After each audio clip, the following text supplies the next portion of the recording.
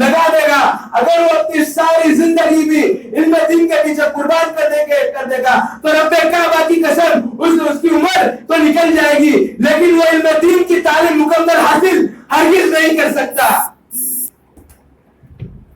لیکن آج ہمارے معاشرے میں بعض لوگ اپنے بیٹے کو ڈاکٹر بنانے گوارا کرتے ہیں لیکن علم دین کی تعلیم نہیں دیتے ہیں، اپنے بیٹے کو انجینئر بنانا چاہتے ہیں لیکن علم دین کی تعلیم سے دور رکھتے ہیں، اپنے بیٹے کو اسکول ماسٹر بنانا چاہتے ہیں لیکن علم دین کی تعلیم سے دور رکھنے گوارا کرتے ہیں۔ لیکن میرے بھائیوں، علم دین ایسی دولت ہے جس کے سبب وہ دنیا میں بھی بلند مرتبہ پاتا ہے اور آخرت میں بھی بلند مرتبہ پاتا ہے۔ اور اللہ کے رسول صلی اللہ علیہ وسلم نے ایک جگہ فرمایا، اللہ رب العالمین جس کے ساتھ بھلائی کرنا چاہتا ہے تو اسے علم دین حاصل کرنے کی توفیق دیتا ہے۔ میرے بھائیوں، ذرا غور کرو، کیا ہی وہ اس نصیب شخص ہے جس کو اللہ رب العالمین نے بذات خود چنا ہے علم دین حاصل کرنے کے لیے۔ اللہ رب العالمین خود کہہ رہا ہے کہ میں اسے بڑائی کے راستے کی طرف لاتا ہوں کہ آدمی علم دین کو حاصل کرے گا، قرآن و حدیث کی تعلیم کو پڑھے گا، قرآن و حدیث میں جو ذکر کیا ہے اس کو اچھی طرح پڑھے گا، جو کچھ قرآن و حدیث میں ہمیں جو کچھ کرنے کا حکم دیا ہے، یعنی بھلائی کی طرف جائے گا اور برائی سے رکے گا جب وہ قرآن و حدیث کا علم حاصل کرے گا۔ اور ایک جگہ رسول اکرم صلی اللہ علیہ وسلم نے فرمایا، جو شخص علم دین حاصل کرنے کے راستے کی طرف نکلتا ہے تو وہ جنت کے راستے کی طرف نکلتا ہے۔ کیوں نہیں وہ اپنی زندگی کو اللہ رب العالمین کی راہ میں قربان کر دیتا ہے؟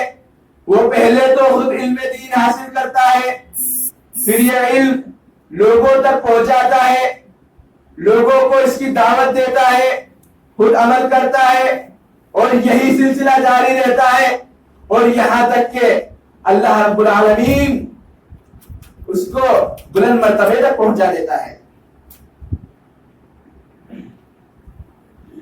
لیکن افسوس، صد افسوس، آج ہم اس معاشرے کا جائزہ لیں تو کتنے اہل علم پائے جاتے ہیں، کتنے علم دین کی تعلیم حاصل کرنے والے پائے جاتے ہیں۔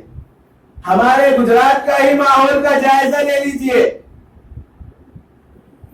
سورت کا ہی جائزہ لے لیجئے، سرزمین سگرام پورا میں تم دیکھو گے کہ کئی سالوں کے بعد دو اہل علم آئے ہیں اور تم ڈاکٹر کو ڈھونڈو گے، انجینئر کو ڈھونڈو گے، اسکول ماسٹر کو ڈھونڈو گے، پرپر انگریزی بولنے والے کو ڈھونڈو گے، پھٹافٹ انگریزی بولنے والے کو ڈھونڈو گے تو ہر گھر میں آپ کو ایک انگریزی بولنے والا دکھے گا۔ لیکن آپ پورے گجرات میں چپل مار کر دیکھ لے تو کوئی عربی بولنے والا تمہیں دکھتا ہے، کوئی صحیح سے اردو بولنے والا اگر تمہیں دکھتا ہے تو اللہ ماشاءاللہ، اگر تم پورے گجرات کا کو چھان لو گے تو 10% سے بھی کم تمہیں لوگ ملیں گے جو عربی جانتا ہو۔ یہی عربی ہمیں دنیا میں بھی کام دے گی اور آخرت میں بھی کام دے گی، کیونکہ قیامت کے دن جو سوال کیے جائیں گے وہ انگلش میں نہیں سوال کیے جائیں گے، وہ فارسی میں نہیں سوال کیے جائیں گے، وہ گجراتی میں سوال نہیں کیے جائیں گے، وہ لفظ عربی میں سوال کیے جائیں گے۔ پوچھا جائے گا من ربو کا، من نبیوں کا، ما دینوں کا۔ یہ نہیں پوچھا جائے گا who is God, who is prophet, what your deen, what your مذہب، یہ نہیں پوچھا جائے گا۔ پوچھا جائے گا عربی لفظ میں پوچھا جائے گا، انگلش میں نہیں پوچھا جائے گا۔ لیکن اس کے باوجود بھی آج ہمارا معاشرہ علم دین سے دور بھاگتا جا رہا ہے، اور یہ علم دین کی اتنی فضیلت ہے کہ جو شخص علم دین حاصل کرتا ہے اور لوگوں کو دعوت دیتا ہے اور وہ دعوت کو ایکسپٹ کرتا ہے اور یہ جو دعوت ایکسپٹ کرنے والا دوسرے کو دعوت دے رہا ہے تو اس کو بھی ثواب ملتا ہے، اور جس نے سب سے پہلے دعوت دی وہ بھی. یعنی علم دین کے سبب حاصل کرنے کے سبب اور پھر لوگوں کو یہ دین کی دعوت پہنچانے تک یہ سلسلہ جاری رہتا ہے، یہاں تک کہ اس کے سبب یہ ہمارے جنت پہ جانے کا بھی ذریعہ بن جاتا ہے. محترم حضرات، رسول اکرم صلی اللہ علیہ وسلم نے فرمایا دنیا میں آدمی کے سارے اعمال منقطع کر دیے جائیں گے، سارے اعمال بند کر دیے جائیں گے سوائے 3 اعمال کے. نمبر 1 صدقہ جاریہ، یعنی تم نے کسی غریب کی مدد کی ہوگی، کسی کو گھر بنا دیا ہوگا، کسی کو مسجد بنا دی ہوگی، کسی کو کتاب وغیرہ قرآن و حدیث کی کتاب وغیرہ چھپا دی ہوگی.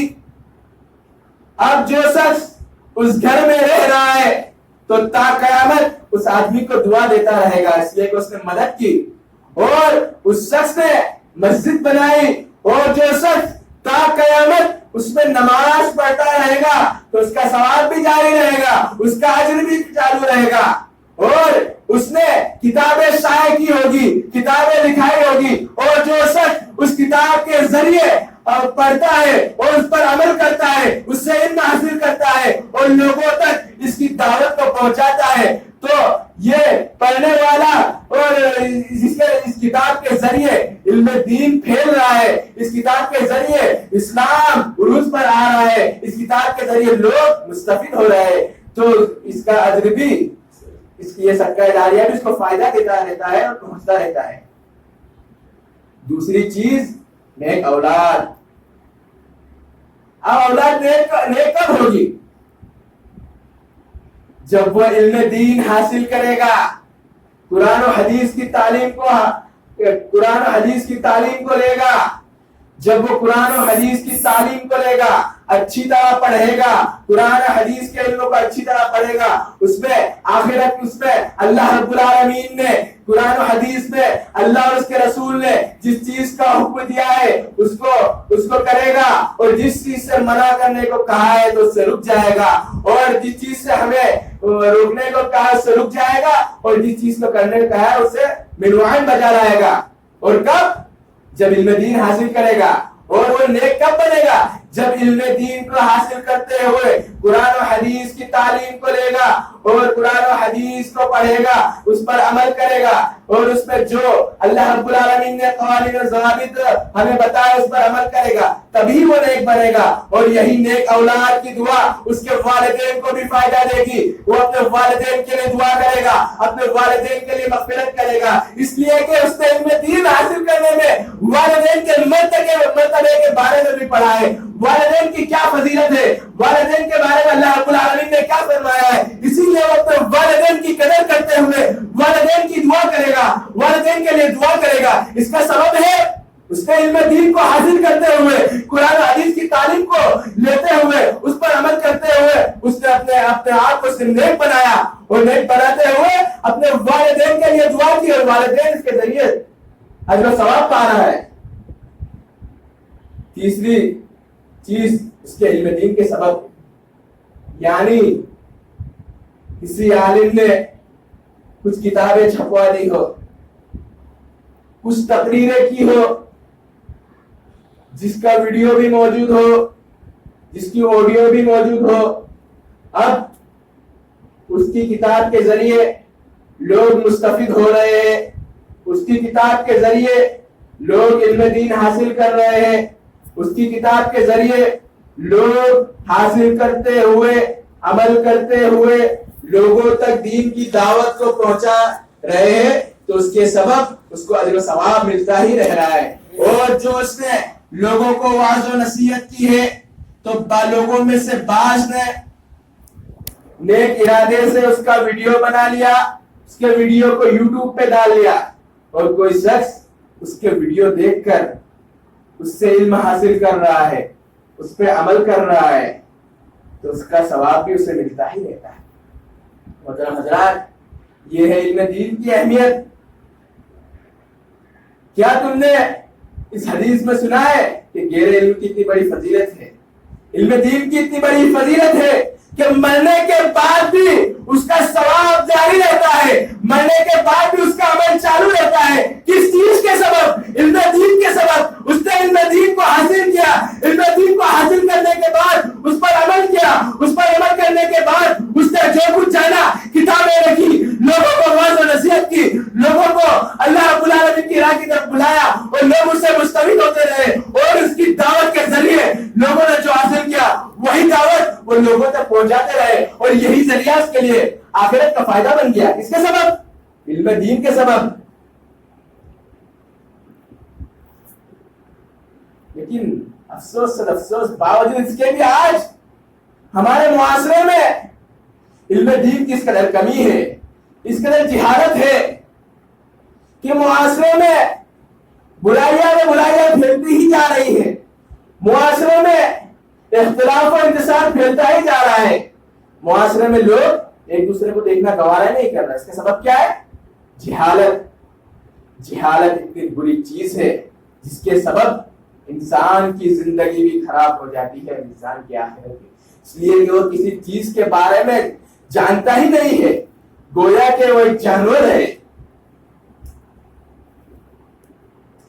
محترم حضرات، اللہ رب العالمین نے اپنے کلام مجید میں یہ بھی فرمایا انما یخشی اللہ من عبادہ العلماء، بے شک میرے بندے میں سے جو اللہ سے ڈرتے ہیں وہ علماء ہی ہے. یعنی اس کا مطلب یہ ہے کہ اللہ رب العالمین سے جس طرح ڈرنے کا حق ہے اسی طرح ڈرتے ہیں. جس طرح اللہ رب العالمین نے لوگوں کو کہا ہے اس چیز سے رک جاؤ تو رک جاتے ہیں، کیونکہ وہ چیز جانتے ہیں کہ اگر میں یہ چیز کروں گا تو اللہ رب العالمین مجھ سے ناراض ہو جائے گا، اگر میں اس چیز کی طرف جاؤں گا تو اللہ رب العالمین مجھ سے ناراض ہو جائے گا اور میرے گناہ بڑھتے ہی جائیں گے، کیونکہ اس علم دین حاصل کیا اس سے رکتا جا رہا ہے.